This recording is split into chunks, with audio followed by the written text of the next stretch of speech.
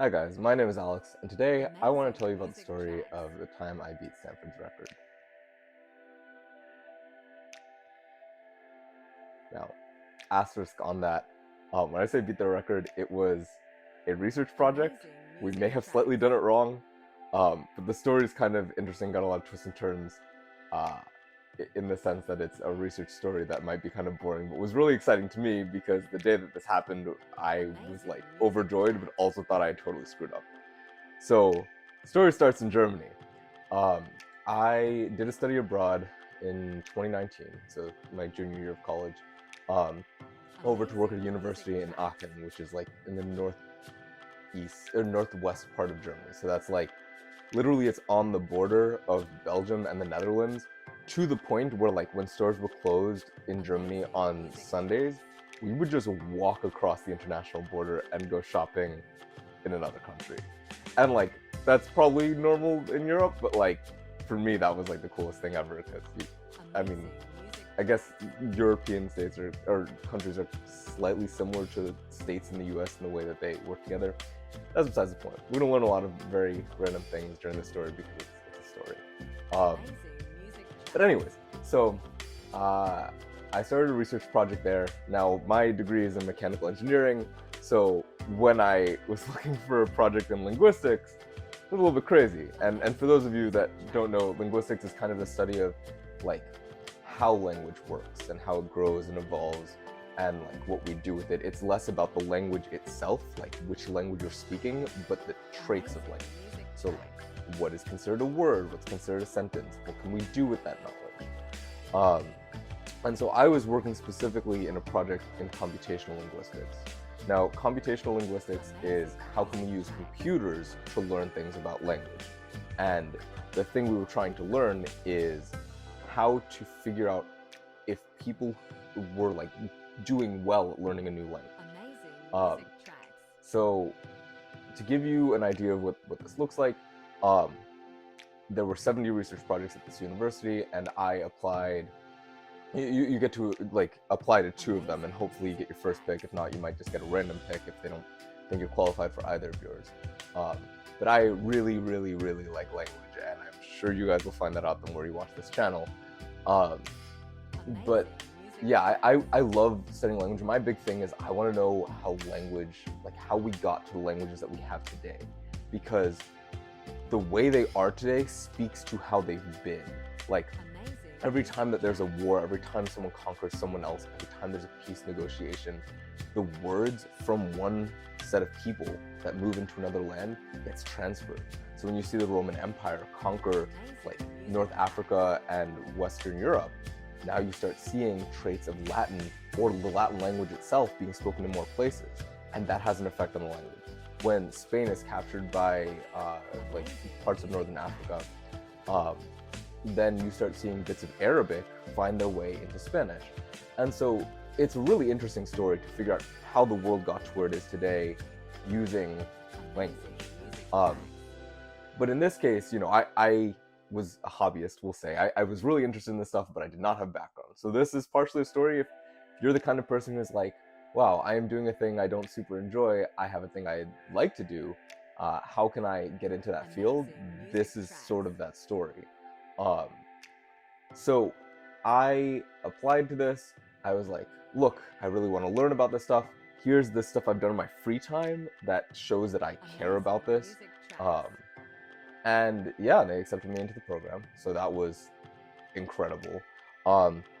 I get there, and even the story to get there is crazy because I landed in Brussels, which, for those of you that don't know, is the capital of Belgium. And Belgium is divided kind of into 2 halves. One half speaks a language that's, I think it's called Flanders, but it's similar to Dutch. And the other half speaks French. And the country's like divided right in 2 over this. But the part that speaks French is in the Flanders speaking region. Like Brussels is in the Flanders speaking region, but it's the only city in that region that speaks French. So I landed there, and I took 3 years of French in high school, but like we'll see how that goes. And on the flight there, I met this woman. She was just sitting next to me. She was having a conversation on the phone. I was like, oh shoot, that's French. I recognize some French. So I tried to talk to her in French. It was a disaster. But then we had a conversation that was like a little bit in French, but mostly in English. I found out that she's a teacher in the Democratic Republic of the Congo, and she said that like people go back and forth between the Congo and Belgium because Belgium colonized them during World War II, which is not great. But as a result, there's a relationship between the two countries. And so she was really cool. She was like, if you ever need my number, here it is. I can help you find your way around the city. And I was like, awesome. And then I didn't use it. But it was nice that someone, cared enough to do that. And I find that like a lot of stories exist like this. Like this is not the only time when I was in Germany that like people were just like, oh, here's my number. Here's, let me walk you all the way to the destination that you're going to. And I realized you got to be careful with that. But there's just like, it felt like there was a lot more courtesy, and it was very nice. So anyways, yeah, so I land in France, or I land in Brussels, attempting to speak French, like order some food, find my way around. And then like while I was even sitting at the airport, like waiting for the train, because the train station and the airport connected, like these like maybe like 7 or 8 armed guards walk in, like all black, large guns, and they're like, we need everyone to move to this side. What's going on? And it's like, I don't know, they must have been looking for some sort of threat, but it's like the only thing that's there is me, a train platform, and a small grocery store, and like maybe 15 other people minding their own business. So it was a strange thing. Anyway, so this is part of the twists and turns, like we said. And when I arrived in Germany, I got on a train, and it was really cool. It's the fastest train I've ever been on. It's an ICE train. I really love trains, but that's totally for another video. Point is, get to Germany. This guy was supposed to pick me up. I kind of had no idea what he looked like, but it's supposed to be like a partner program with people like who are at that university, which is RWTH in Aachen, which is RWTH in English. Really cool university. You guys should check them out. This story is going to be all over the place, but I hope we all learned something from it. I really like telling this because this German trip was like life-changing, but it was so all over the place. And I'm sure at some point I'll tell you about my other travels, like the time that I went to 24 states in 2 weeks. That was nuts, but also like super, super cool. Anyway, so we're in Germany. This guy picks me up, we're like trying to find each other. In the midst of this, my laptop, my phone broke. So for the first 2 weeks I was in Germany, I had no phone, no GPS, nothing. So I was like, every evening after work, I walked around the city, and I kid you not, by day 4, which was when the program started, I was more familiar with how to get around Aachen than I was my own hometown, which is insane. But I just walked so much, and the city is so easily navigable because it's just like 3 circles inside of each other. And transportation, just because like they have trains that run around the outside. With those trains, you can get anywhere in the really any of the adjacent countries. You can get anywhere in Germany. And as a student, you have this one pass you pay $250 for, and it lets you travel anywhere in that state, which is like 1/6 of Germany, for the entire time that you're doing your degree, which in my case was like 4 years there. It didn't matter because I was only there for 3 months. But yeah, I mean, there's so many adventures that accompany this. Anyways, so Stanford. Get to this lab. I'm like, oh my god, there's people here from like MIT. There's people here from like Urbana-Champaign in Illinois. I'm like, I am not prepared for this. So I started learning, and we spent the first 4 weeks doing a ton of research on like, how do these things work? And I guess I should mention at this point, the thing we're actually studying is called n-grams. So n is just a number. We use that in math a lot. But an n-gram is some number of words in an order. So if I tell you the sentence, the cat chased the dog, then I'm like, I want 2 grams. Like the 2 grams, n is equal to 2. So the cat chased the dog. Those are all the 2 grams in that sentence for the cat chased the dog. Now if I want the 3 grams, it's the cat chased the dog. Right? 4 grams, the cat chased the dog. Or 5 grams, the cat chased the dog. So, and a 1 gram is just a word itself.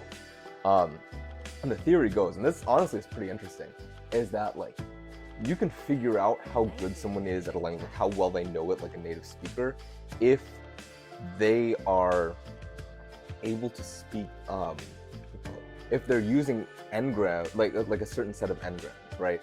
Because there's like the ones you learn in school, and then there's like the ones that native speakers use because they just talk differently in real life than they do in textbooks.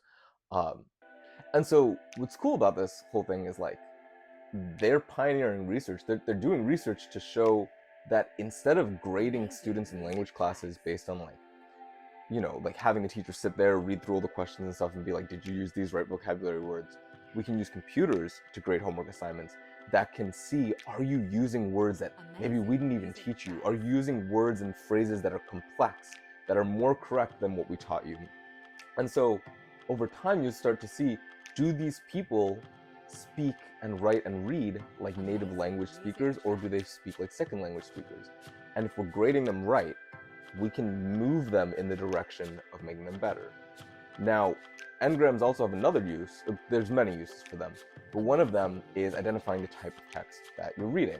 And so we had this corpus. A corpus is a body of text, of words, of documents, whatever. In this case, ours had 525 million words.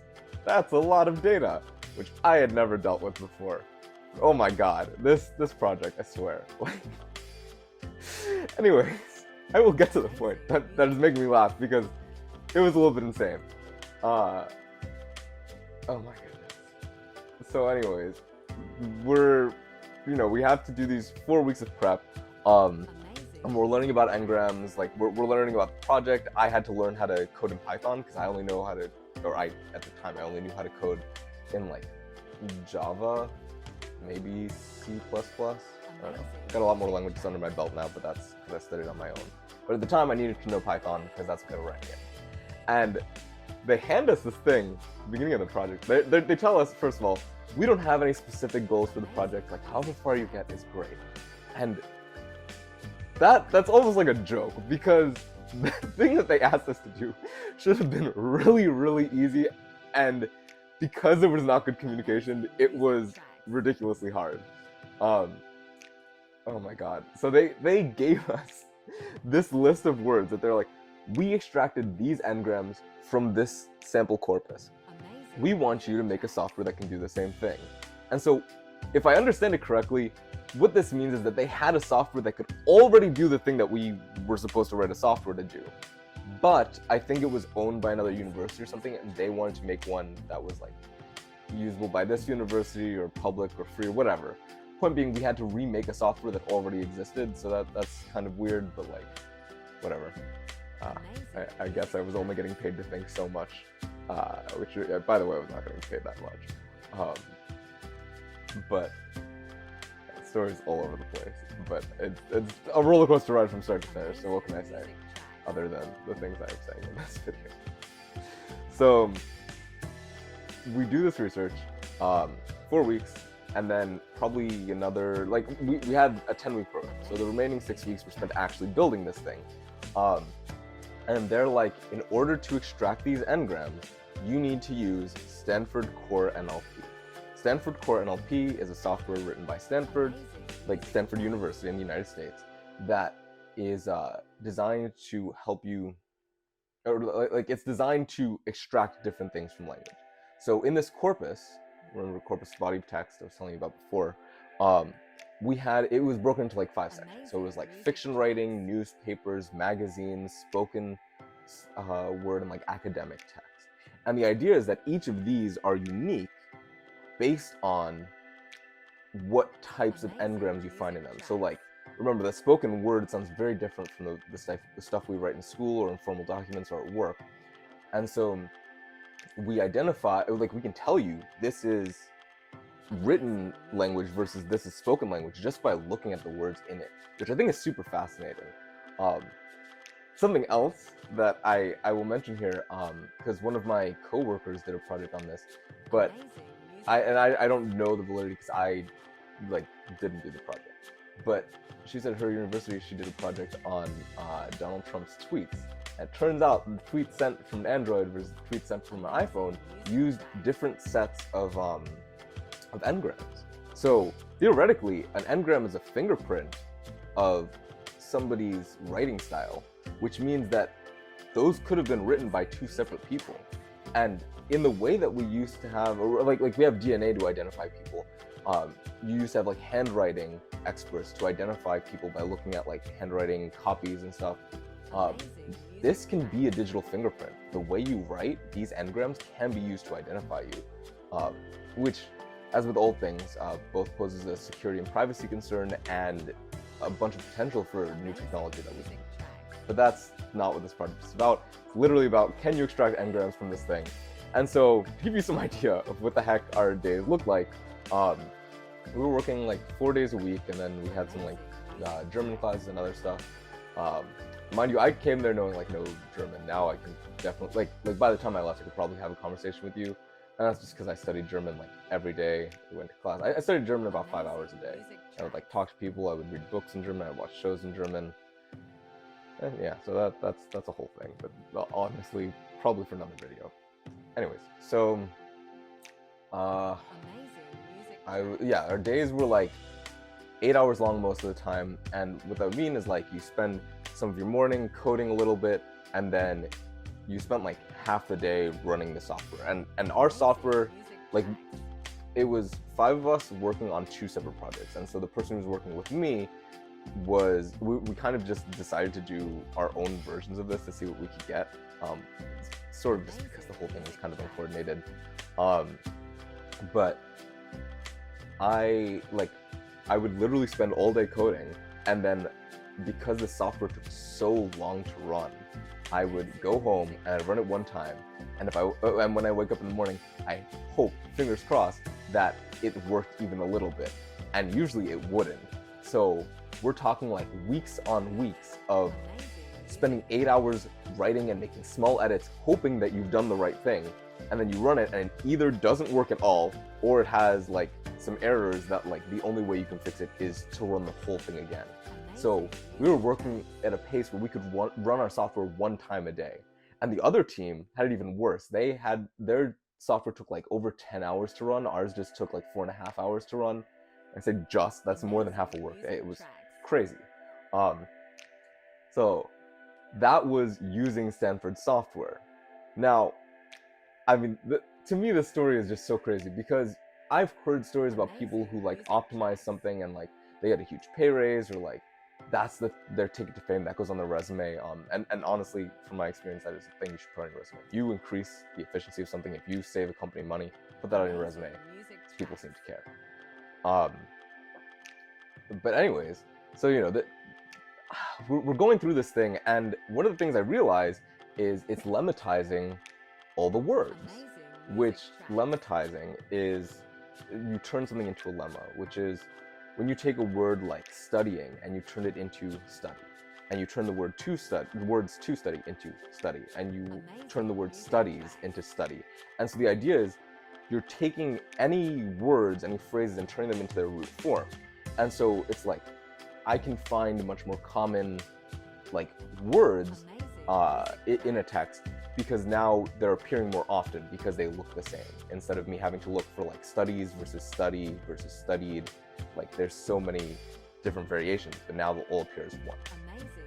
And that is a pretty hard thing to do. And there's other things that Stanford Core NLP can do.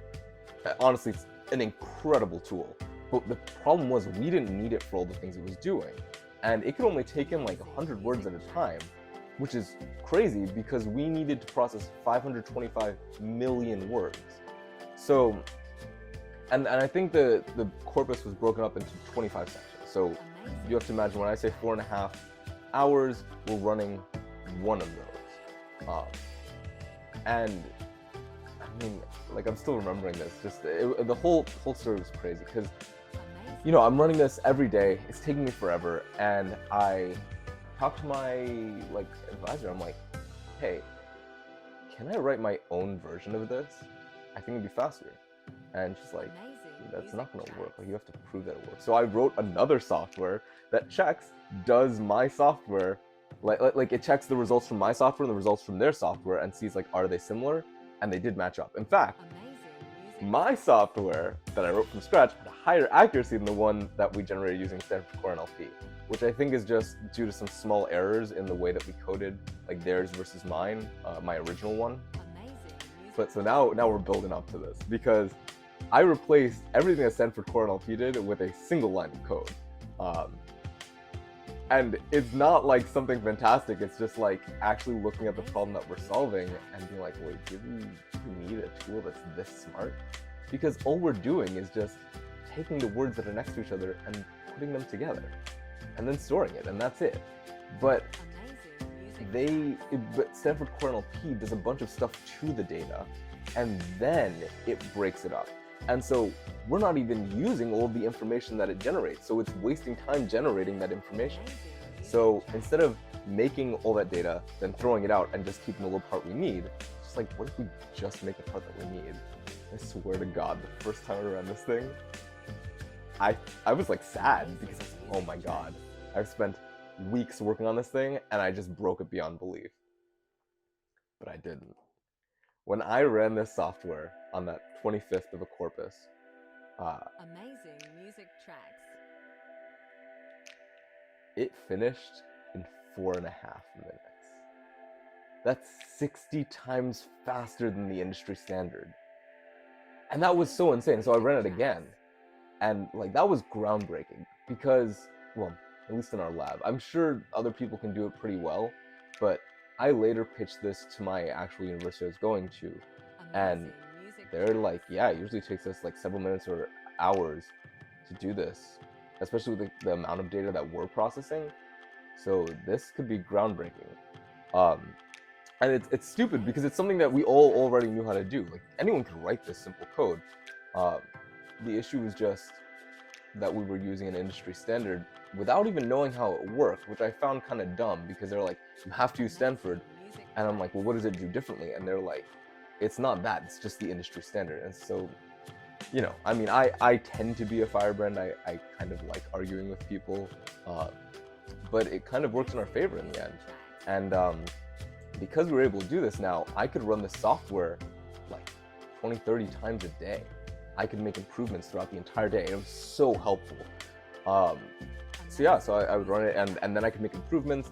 And by the time this whole thing was done, I had developed 4 or 5 software, when they only expected us to develop one, and they didn't even think we were going to finish it. But it's because, like, you know, I made that small change because I questioned, like, are we doing this right? And yeah, I mean, that's the story of the record. So I guess there's a few more parts to wrap up. I want to talk about my Germany trip more, because like on another occasion, because oh my God, it was so amazing. And I think study abroads are things that as many people who can should do. Should all get out of our country and see what the world is like. And in my case, like, there was a scholarship available that took $2,000 off the price. I basically went to Germany for free.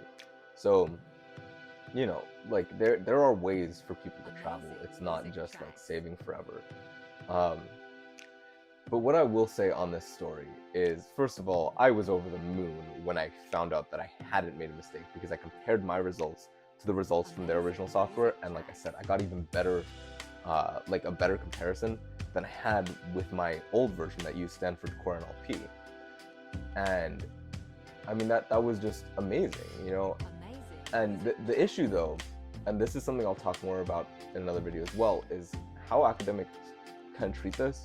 So in order for my software to be useful, it has to be verified. Like, there has to be a research paper written on it. My mom's doing her PhD, and I've seen her kind of get like abused by the system, and that's something I don't want to have happen.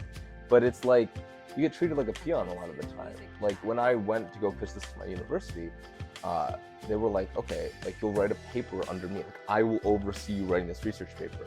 And so when you do that, like, the professor gets a ton of the credit for stuff that they're not writing, but their name comes with credibility because they're looking over and they know how it's done. So there's like it's a give and take. I have some opinions on that I'm not sharing now. But Anyways, so this I think goes to show, because it was super useful. I was able to work way faster. And then to give you an idea, the other products that I developed, right? So this one was extracting Amazing music tracks. engrams, and then there was one that what do you call it? Like there was the one that compared sets of engrams. There was one that like performed statistical analysis on Amazing music engrams, tracks. and it was cool because it was a tool where you could put in your own formulas. And there's probably better ways to do it, but one of the things that was, I think, huge is I made a visual interface for it. Like, to give you an idea of what this usually looks like, is like it's just a bunch of words, right? It's code, and then you just press start, and it starts, and then it saves it in a file. But for more of the average person, and a lot of computational linguistics are more like average people than they are like programmers, because they're linguists first. Um, and so I made a visual interface for them. So that's like the stuff you actually see on a computer screen. It's got buttons in the corner, and it's got like stuff that shows up on the side that like says this is how it's organized. It's all got nice like boxes and different colors. So I was trying to actually go for that, and I think I achieved it, which was really cool. And then I made an interface maker. That was a wild disaster, but I learned a lot from it, and it would be nice to maybe turn into a real thing one day. But it's kind of like Webflow, if you want an example. It like lets you select the place that you're putting like a widget or a label or a button or whatever, and then you can say what variable goes in there. You can tack your code right into it, but you don't need to code the locations of things. You just click it, and it's that easy. But that's going to be for another time, because this video is kind of long. Anyways, so this was incredibly exciting. And yeah, I got to do a lot. And I think one of the huge takeaways of this is that, within reason, you can challenge the way things are done. And as long as you're not, rude about it, or you don't take huge risks, there's like you can prove that there's better ways to do things, and it can save you time. Like my friend's a secretary, and she has spent so much time in her day typing things out manually, copying and pasting them, but it's like Excel can do all that work for you. So knowing how to use the tools at your fingertips will save you so much time, and it'll save your company time, and they'll be grateful. That's a great way to get a promotion or something. Fingers crossed, things go well and you've got a good relationship with your boss. But by optimizing, by looking at a problem critically, by looking at it with your brain and not just with your eyes, you're able to figure out what's a better way to do this, and then go forward. So yeah, that kind of wraps up the story. Another part of it is that we did a street performance in Germany, which is pretty freaking cool. I'm sure there's videos of that out there somewhere, which maybe we'll make it here one day. But I like to sing, so maybe you guys will hear that at some point. I like to tell long and winding stories, and there's usually a point to them, like how cool Germany is, how to do better at your job, and maybe get a promotion, how to optimize stuff. You guys probably all learned a little something about linguistics today if you stuck around. But I would encourage you to, chase the things that you actually like, within reason again. Don't make yourself bankrupt for something that you like, because you'll run out of opportunities to do it. Money buys us our opportunities in a lot of cases. Anyways, this has gone on long enough. But what I would ask is that you guys, check out some of the other videos, like and subscribe. I'm gonna have to figure out how to say that part, because I don't like the fact that other YouTubers ask for it. I don't want to be one of those guys. But the point is, I am trying to create a body of knowledge and stuff on here that is useful, educational, that shows you guys like how I'm building my company, that teaches you about some of the stuff that I've learned about, and teaches you how to go out and find information for yourself. So like, whether it be from the news, whether it be technology, whether it be art, and then just show off some of the stuff that I do for fun. I probably won't ever play video games on here, because I don't really do that. Like, at least not anymore. I like working too much. But anyways, and then like maybe do some music videos or something on here. Maybe draw a little bit. But the point is that there's like virtually no limit to what can be done on here. But the last thing that I hope, and I realize is departing significantly from the Stanford story. But it's that in addition to this being educational, it serves a foundation for some human rights stuff, because that's something I care a lot about, like reducing the number of poor people in this world and like improving the lives that they live, you know, making sure they have access to food, making sure that we all have access to better lifestyles, better finances, better housing. So that's going to be something that I talk a lot more about in the future, and I'd like to weave it into this knowledge because the way I look at the world is one cohesive, coherent thing. So language is related to the life we live, is related to academics, it's related to art, it's related to passions, it's related to the stuff that you do when you just sit on the couch bored. And so understanding the way that the world works and being able to do something about it, to have an active voice in it, will make all the difference at the end of the day. You know, this is the life we're gonna live, so we might as well make it in the image that we want. So that's enough rambling. I'm glad I got to tell you guys that story because it makes me really, really happy. It was just such a cool thing to have happen. And I hope that you guys got something out of it. But I'll see you guys next time, and of course leave your thoughts in the comments, questions below. I'd be happy to see them. Take care.